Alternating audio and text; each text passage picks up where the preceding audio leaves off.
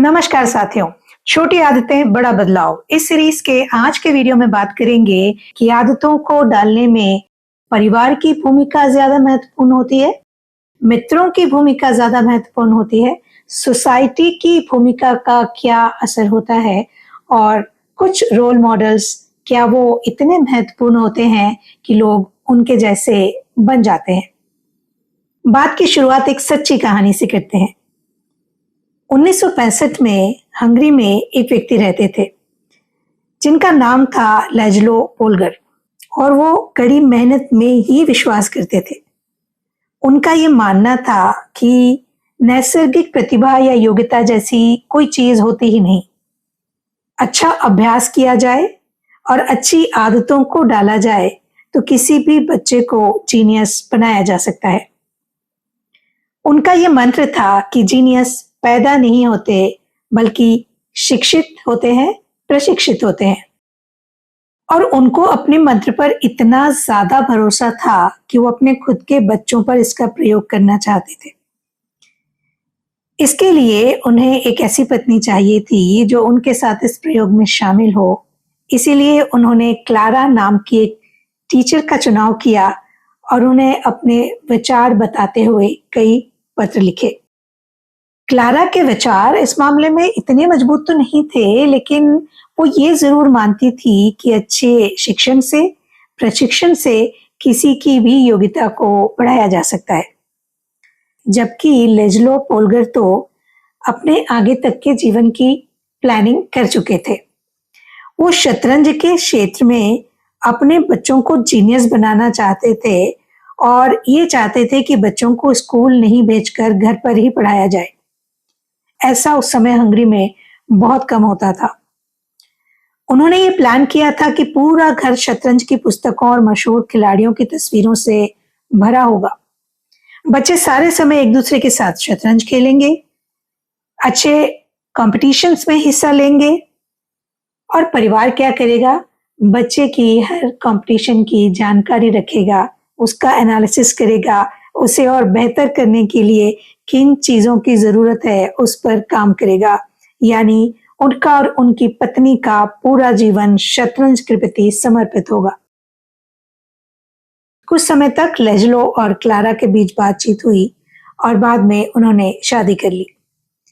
कुछ सालों के बाद उनके यहाँ 3 लड़कियों का जन्म हुआ। एक का नाम था सूजन, दूसरी सोफिया और तीसरा जूडिथ। सूजन सबसे बड़ी थी और वो 4 साल की उम्र में ही शतरंज खेलने लगी थी और जब से उसने शतरंज खेलना शुरू किया था उसके 6 महीने बाद ही वो शतरंज में बड़े बड़े लोगों को हराने लगी थी। दूसरे नंबर की बेटी सोफिया इससे भी अच्छा प्रदर्शन कर रही थी। 14 साल की उम्र में वो विश्व चैंपियन बन गई थी और इसके कुछ साल बाद ग्रैंड मास्टर। सबसे छोटी बेटी जूडिथ वो भी शतरंज में माहिर थी। 5 साल की उम्र में वो अपने पिता को हरा देती थी। 12 साल की उम्र में वो संसार के टॉप 100 शतरंज खिलाड़ियों की सूची में शामिल हो गई थी और ये सफलता हासिल करने वाली सबसे युवा खिलाड़ी भी बन गई थी। 15 साल और 4 महीने की उम्र में वो सबसे युवा ग्रैंड मास्टर बन गई और इसके अलावा 27 वर्षों तक वो संसार की नंबर 1 महिला शतरंज खिलाड़ी रही।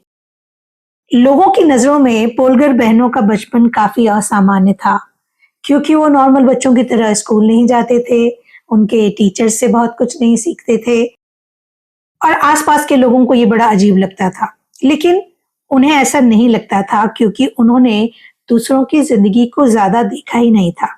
उनकी अपनी जिंदगी उन्हें बड़ी आकर्षक लगती थी और आनंददायक भी लगती थी।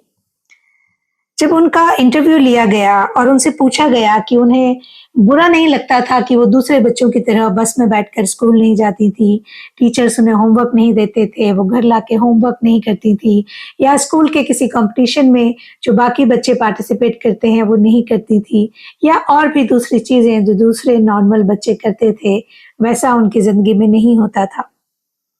सारे इंटरव्यूज में उन्होंने हमेशा यही कहा कि हमें हमारी जिंदगी कहीं भी कभी भी बुरी नहीं लगी। हमारी जिंदगी बड़ी मजेदार थी और हमने उसे बहुत एंजॉय किया। एक बार तो ऐसा हुआ कि सोफिया आधी रात को बाथरूम में भी शतरंज खेल रही थी। लैजलो ने उससे कहा कि सोफिया, शतरंज के मोहरों को अकेला छोड़ दो। सोफिया ने जवाब दिया, डैडी मैं तो चाहती हूँ लेकिन ये मुझे अकेला छोड़ ही नहीं रहे। पोलकर बहनें ऐसी संस्कृति में पली बड़ी थीं जिसमें शतरंज को बाकी सभी चीजों से ज्यादा महत्व दिया जाता था। इसके लिए उनकी प्रशंसा होती थी, उन्हें बहुत सारे अवार्ड्स मिलते थे। उनके संसार में शतरंज और शतरंज का जुनून सामान्य था, इसलिए उन्हें वो सबसे ज्यादा आकर्षक लगता था। इस कहानी से हम क्या सीखते हैं? यही कि हम जो काम बार बार करते हैं, जिसमें हम रम जाते हैं, जिसे हम अपनी जिंदगी का लक्ष्य बना लेते हैं, जिसके अलावा और कुछ नहीं सोचते, वो हमारी जिंदगी का, हमारे शरीर का, हमारे मन का और हमारी पहचान का इतना मजबूत हिस्सा हो जाता है कि हम उसमें एक एक करके कमाल करते जाते हैं और आगे बढ़ते जाते हैं। तब फिर परिवर्तन की शुरुआत कहाँ से करें? आइए समझते हैं कि हम ज्यादातर किस तरह के लोगों की नकल करते हैं। पहले हमारे करीबी समूह की, दूसरे बहुसंख्यक समूह की और तीसरे शक्ति संपन्न लोगों की। पहला समूह यानी हमारा सबसे करीबी समूह, हमारे परिवार के सदस्य, हमारे मित्र, हमारे टीचर्स, हमारे पड़ोसी, हमारे करीबी रिश्तेदार और इसी तरह के कुछ लोग जो या तो हमारे साथ रहते हैं या जल्दी जल्दी रोज रोज जिनसे हमारी मुलाकात होती है, जिनके साथ हम अक्सर समय व्यतीत करते हैं। दूसरा बहुसंख्यक समूह, वो समूह जिसे हम मानते हैं कि हमसे ज्यादा अच्छे हैं या हमसे ज्यादा प्रोग्रेसिव हैं या हमसे ज्यादा संपन्न हैं, हमसे ज्यादा पढ़े लिखे हैं, हम ऐसे समूह की भी नकल करते हैं। और तीसरा शक्ति संपन्न लोग, जिन लोगों के पास ज्यादा धन होता है, ज्यादा प्रतिष्ठा होती है, ज्यादा बड़ा पद होता है, जिनकी बहुत सारे लोग इज्जत करते हैं, सम्मान करते हैं, मान देते हैं और हम उनकी नकल करते हैं, उनके जैसा जरूर बनना चाहते हैं। हम अपने आसपास के लोगों की आदतें बड़ी जल्दी सीख लेते हैं। हमारे माता पिता जिस तरह से बात करते थे, जिस तरह से वो जिंदगी जीते थे, हमारे साथ काम करने वाले लोग जो सालों से हमारे साथ हैं, वो किस तरह की स्ट्रेटेजी बनाते हैं जिससे उन्हें अच्छे परिणाम मिलते हैं, हम इन सब की नकल करते हैं। इसी तरह जब हम किसी ऐसे ग्रुप का हिस्सा बन जाते हैं जो कुछ गलत आदतों का शिकार होते हैं, तो हम भी धीरे धीरे उन गलत आदतों का शिकार हो जाते हैं। जब हम छोटे होते हैं तब हम अपने आसपास का परिवेश और आसपास के लोग कौन होंगे ये निर्णय नहीं ले सकते, लेकिन आज जब हम एडल्ट हैं, जब हम समझदार हैं, जब हम जिंदगी में कुछ बेहतर करना चाहते हैं, कुछ बनना चाहते हैं, तब हमें ये निर्णय लेना होगा और आज हम इस निर्णय को लेने में सक्षम भी हैं। हम ऐसे लोगों के साथ रहना शुरू कर सकते हैं जिनके पास वो आदतें हों जिन्हें हम हासिल करना चाहते हैं। जब हम दूसरों को उन्हें रोज करते देखेंगे तो धीरे धीरे वो आदतें हमारे पास भी आएंगी और हमारे जीवन का भी हिस्सा बन जाएंगी। यदि आपके आसपास ऐसे लोग रहते हैं जो फिटनेस को पहले नंबर पे रखते हैं, तो इस बात की संभावना बढ़ जाती है कि धीरे धीरे आप भी एक्सरसाइज करेंगे और फिटनेस के लिए नई नई आदतें आपकी जिंदगी का हिस्सा बन जाएंगी। यदि आपके आसपास संगीत सुनने वाले लोग रहते हैं, तो इस बात की संभावना बढ़ जाती है कि धीरे धीरे आप भी संगीत के करीब आएंगे और संगीत आपकी जिंदगी का हिस्सा जल्दी ही बन जाएगा। आप ऐसे किसी समूह में शामिल हो जाएं जहां आपका मनचाहा व्यवहार सब करते हो।